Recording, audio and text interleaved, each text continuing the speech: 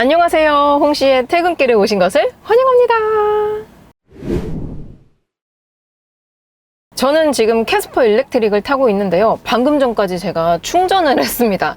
46%에서 90%까지 충전을 하는데 한 32, 3분 정도가 소요가 되었고요.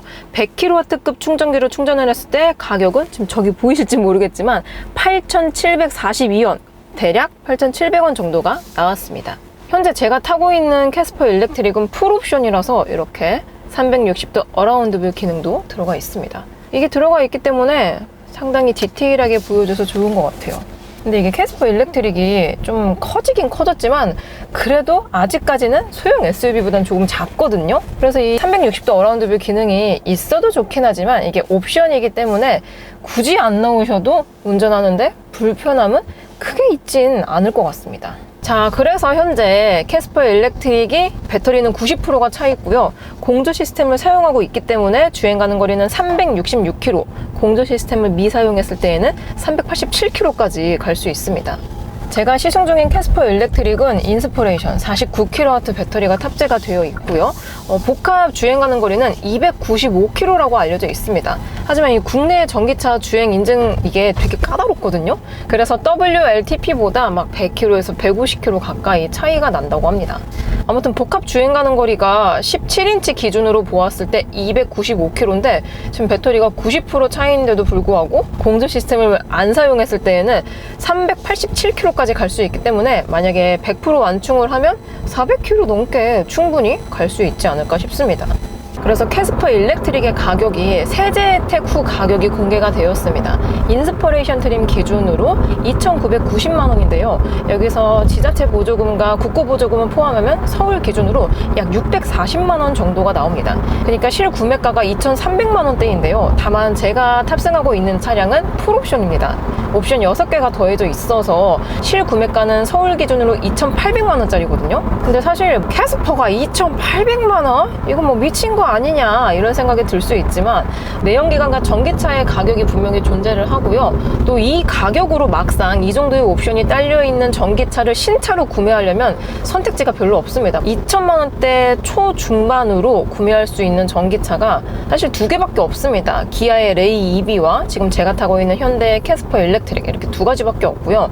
여기서 최근에 출시가 되었었던 EV3라든지 뭐 EV6, 뭐 아이오닉 5 이런 것들은 아무리 스탠다드급을 사더라도 가격이 요거보다 최소 1,000만 원 이상이 비쌉니다. 1,000만 원? 상당히 큰 차이죠. 물론 저는 방금 말씀드린 차종을 모두 다 타본 입장에서 차는 좀 자본주의의 끝판왕이랄까요? 그러니까 그 가격대에 비례해서 차의 만족도라든지 차의 퀄리티라든지 차의 완성도가 분명히 존재를 합니다. 그러니까 싼데 좋은 건 없어요. 비싼데 구린 건 있을 수가 있어도 싼데 좋은 건 잘 없는 것 같아요. 아무튼 경쟁 차종인 레이 EV와 비교했을 때 레이 EV는 그래도 출시된 지 한 2년이 조금 넘었거든요. 근데 내연기관에서의 2년 차이는 생각보다 크진 않지만 전기차에서의 2년 차이는 진짜 엄청 크게 차이가 납니다. 내연기관이 발전하는 속도보다 전기차가 발전하는 속도가 제가 느끼기엔 거의 한 3배 이상 차이가 많이 나는 것 같아요. 아무튼 제가 한 1년 전쯤에 레이 EV 시승기도 만든 적이 있었는데요. 그때도 2천만 원대 전기차 중에서는 나름 괜찮다. 그냥 가성비 있게 데일리카로 혹은 출퇴근용으로 쓰기 좋다 생각이 들었었는데요. 다만 레이, 그냥 내연기관을 포함해서 레이는 솔직히 말해서는 실내 공간을 제외하면 크게 장점이 없거든요. 그냥 넓은 실내 공간 그 외에는 그냥 그 가격하고 그냥 비슷한 그런 완성도를 가지고 있었기 때문에 가면 갈수록 뭐 허리가 조금 아프다던가 운전에 피로도가 있다던가 아니면 고속으로 직진할수록 풍절음이라든지 외부 소음 유입이 시끌벅적하다던가 막 그런 것들이 있었어요.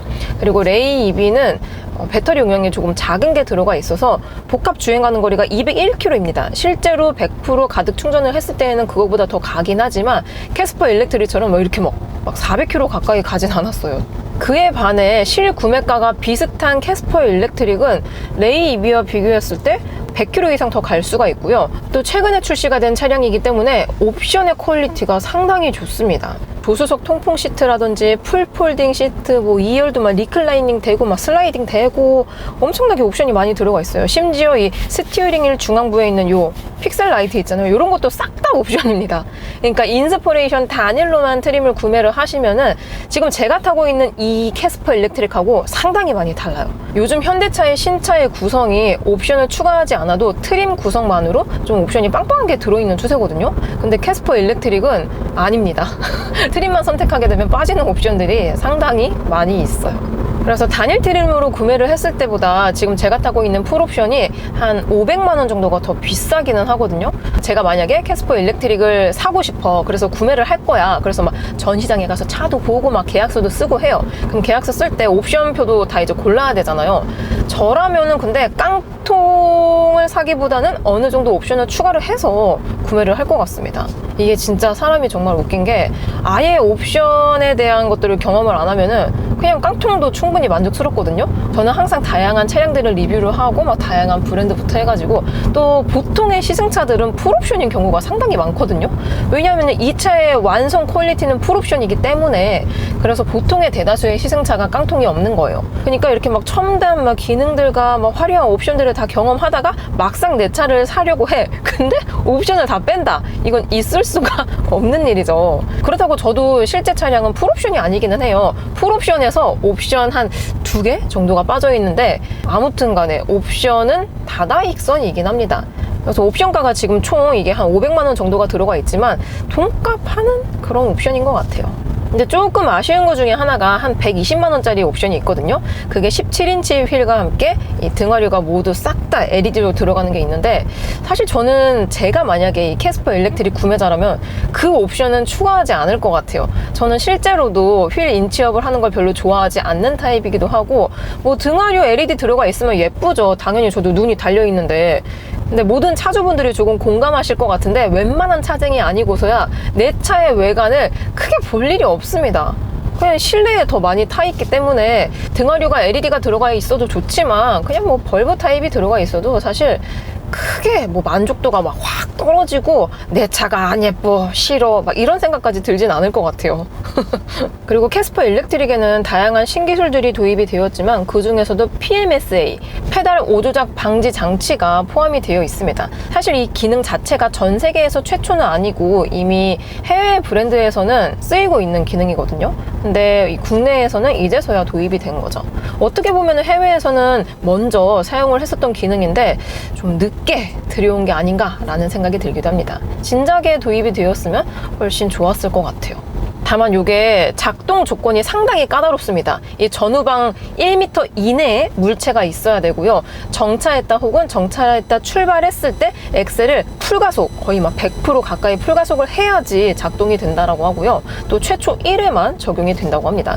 그 중에서도 뭐 경사 각도 뭐 그런 것까지 다 포함이 되는데 그런 것들이 완전히 다 충족이 되는 조건이 사실 실제로 이렇게 주행을 하다 보면 많지가 않을 것 같거든요. 그래서 국내에서는 PMSA 기능이 이제부터 도입이 되었기 때문에 앞으로는 조금 더 진보된 기술들이 더 많이 들어가지 않을까라는 생각이 들어요. 아무튼 다시 본론으로 돌아와서 요 캐스퍼 일렉트릭을 제가 이틀 동안 데일리카로 타고 다니면서 참 좋았었던 게 지금처럼 이렇게 가고서고 막히는 길 있잖아요. 현재 실제 퇴근 시간이라서 정체가 점점 심해지고 있는데 이랬을 때 내연기관으로 가면은 가고서고 하기 때문에 연비도 안 좋아지고 특히 고성능 차량의 경우에는 차 뭐 미션 엔진에도 안 좋아지고 엔진 노킹 발생되고 또 왔다 갔다 하게 되면은 사람이 계속 엑셀 밟았다 브레이크 밟았다 엑셀 밟았다 브레이크 밟았다 계속 해야 되기 때문에 발목에 스트레스도 있습니다.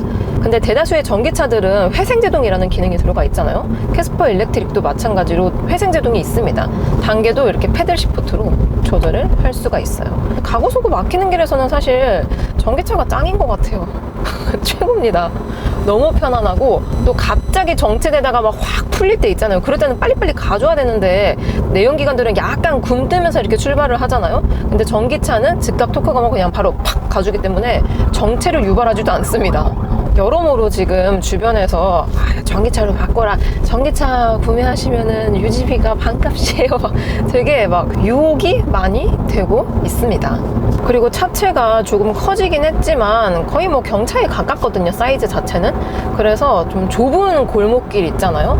심지어 저는 이제 거주지가 되게 골목길이기도 하고 또 유동 인구도 많은데 또 좌우에 불법 주차도 그렇게 많아요. 단속을 안 하나 봐요. 아무튼 간에 조금 큰 차로 가게 되면 진짜 막 깻잎 한 장 차이로 막 아슬아슬하게 가야 되고 막 그러거든요. 그럴 때는 막 안 그래도 막 피곤하고 빨리 집 가서 눕고 싶은데 스트레스를 받는단 말이죠. 근데 이렇게 캐스퍼 일렉트릭처럼 작은 차로 가면은 계속 사이드미러 볼 것도 없이 그냥 슉 가면은 바로 슉 지나갈 수 있기 때문에 이런 것도 서울 한복판에서 살 때 가장 큰 장점으로 다가올 것 같긴 합니다.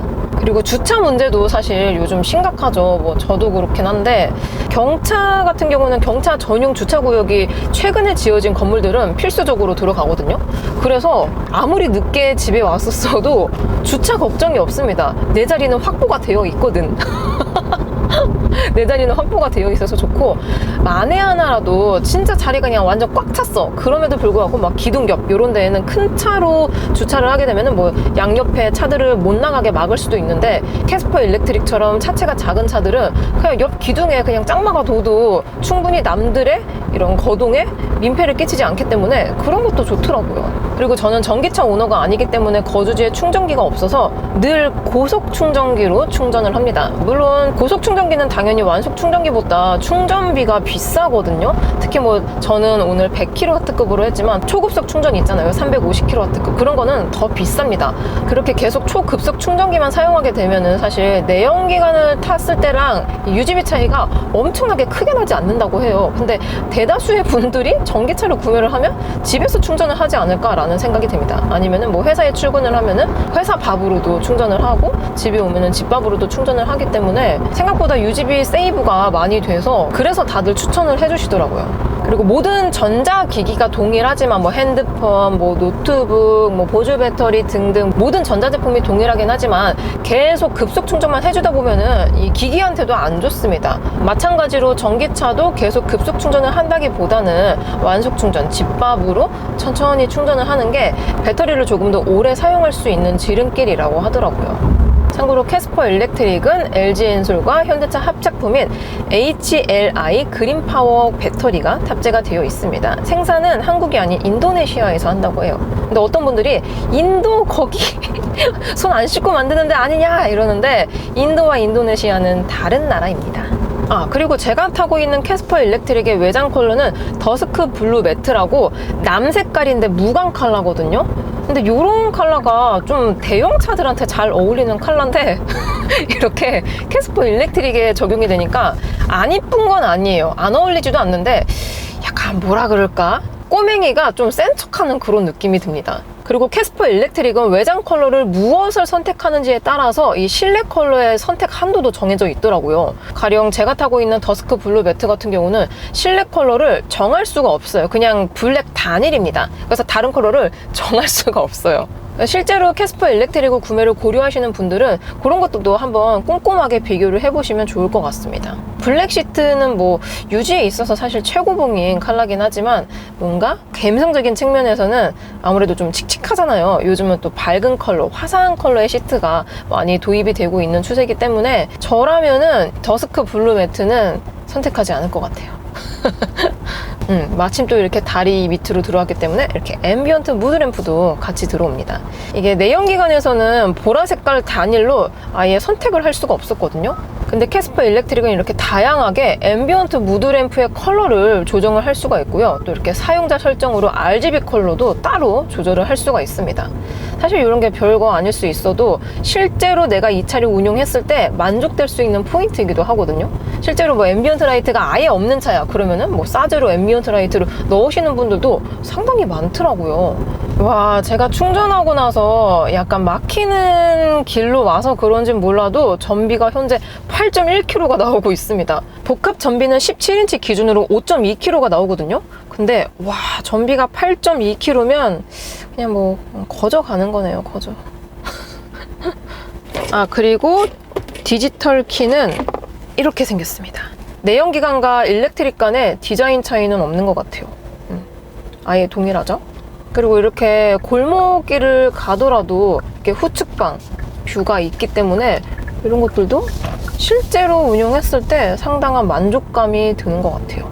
지금 제가 가고 있는 이 도로가 이면도로이기도 하고 도로폭이 진짜 좁습니다. 그리고 뭐 신호 같은 것도 없어요. 알아서 가야 돼요. 큰 차로 오면은 정말 스트레스를 많이 받는 구간인데 캐스퍼 일렉트릭은 스트레스가 크게 없네요. 확실히 이렇게 서울 한복판에 있으면 작은 차가 최고인 것 같아요. 여러분들은 퇴근 중이신가요? 오늘 하루도 정말 수고 많으셨고요. 항상 저와 함께 해주셔서 감사합니다. 그럼 다음 리뷰 때 뵙도록 할게요. 그럼 안녕. 안녕.